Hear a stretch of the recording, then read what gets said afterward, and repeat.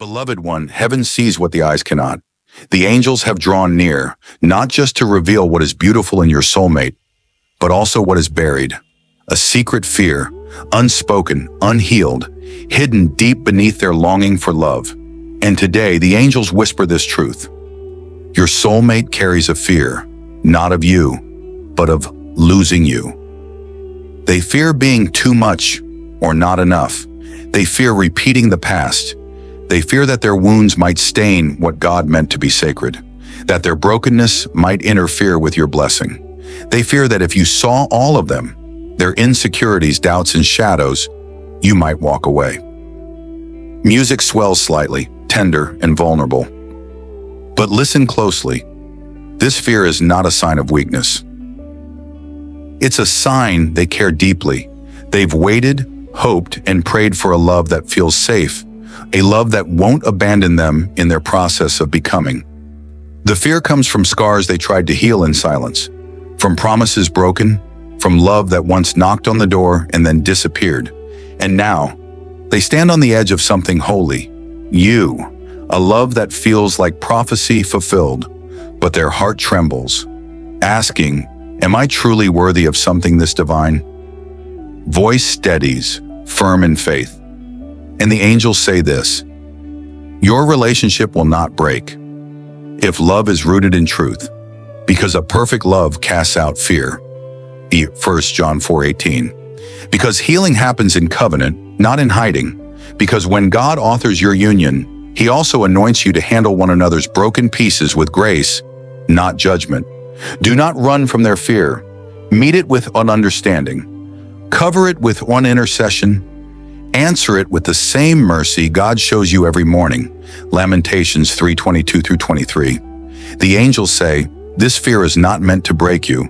It is meant to bind you together in deeper honesty. It is a door to vulnerability, a sacred invitation into trust. When they reveal it, don't turn away. Listen, hold space.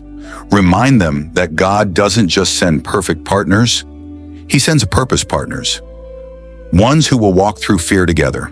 Ones who will say, I see your flaws and I still choose you. That's what Jesus did for His bride. That's what love does. It stays, it prays, it covers. So know, beloved, this fear will not destroy what is divine. Not if you cover it in prayer.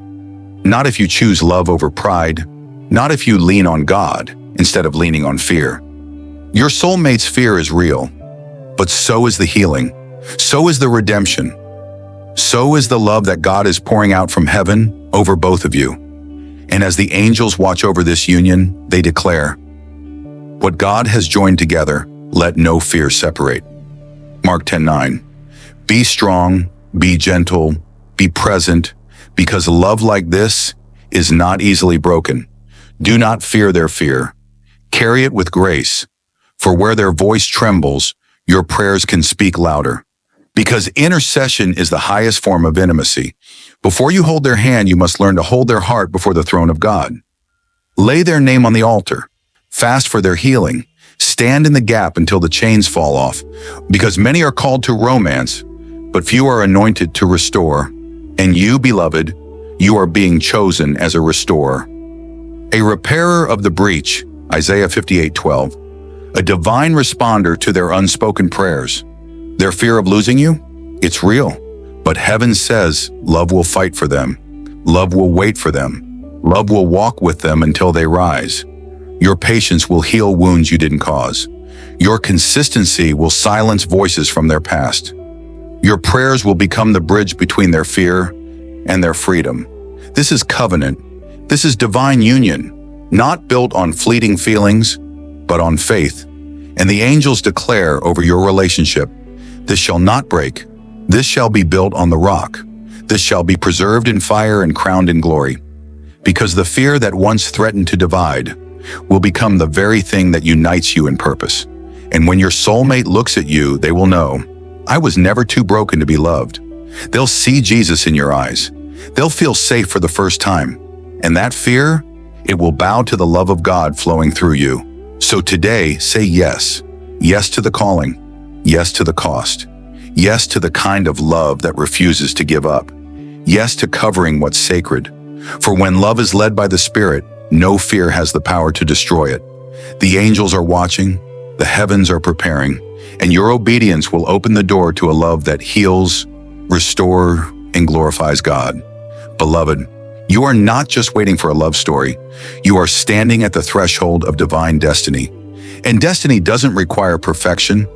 It requires preparation. It demands spiritual maturity. It asks you to see your future partner not only as a gift, but as a garden to tend, a soul to cover in prayer, a heart to hold even when it trembles. This is why, beloved family of faith today, the angels of the Lord come bearing a sacred whisper, a revelation about love, fear, and destiny. They say, your soulmate carries a secret fear, but heaven is asking, will it break your relationship or will it build it into something eternal? Let us listen not with human ears, but with the Spirit. For what we are about to uncover is not gossip. It is divine insight wrapped in mercy.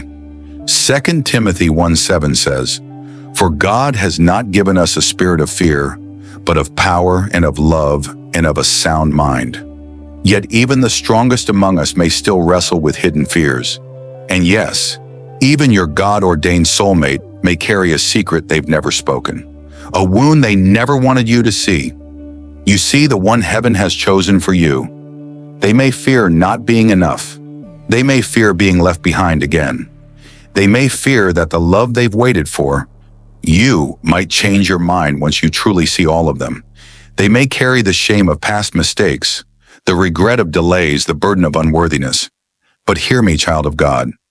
This fear is not the enemy of love, unless you let it remain hidden. The angel of the Lord says, this fear is not meant to break your bond. It is meant to be healed within it. 1 John 4:18 declares, there is no fear in love, but perfect love drives out fear, because fear has to do with punishment. So I ask you, will you love them as heaven loves you? Will you respond with grace instead of judgment? Will you become the answer to their silent prayers? Because somewhere deep within your soulmate's spirit is a war between fear and hope. And you, beloved, have been chosen to reflect the kind of love that casts out fear. Not a perfect love by human measure, but a faithful one. Not a love that avoids the cracks, but one that becomes the healing oil poured into them. And if you are the one carrying fear, know this: God is not ashamed of your fear. He's asking you to bring it into the light of love, because love, when it is divine, will cover, not condemn. In Genesis 2:25 it says, and they were both naked, the man and his wife, and were not ashamed. This is not just physical, it is emotional and spiritual nakedness, to be known fully and still loved deeply. So I prophesy to you today, let fear come into the light. Let love do the heavy lifting. Let truth replace assumption and grace replace defense. The angels are not alarmed by your soulmate's fear. They are ready to minister to it. Will you join them? Will you speak the words that release healing? Will you forgive, even when it's not explained perfectly? Will you fight with them, not against them? Because heaven is not asking for a flawless union. It is asking for a faithful covenant. And the one you are called to love may just need your courage to face their fear. In closing, I leave you with this. Ecclesiastes 4:12. Though one may be overpowered, two can defend themselves. A cord of 3 strands is not quickly broken. You, your soulmate, and God.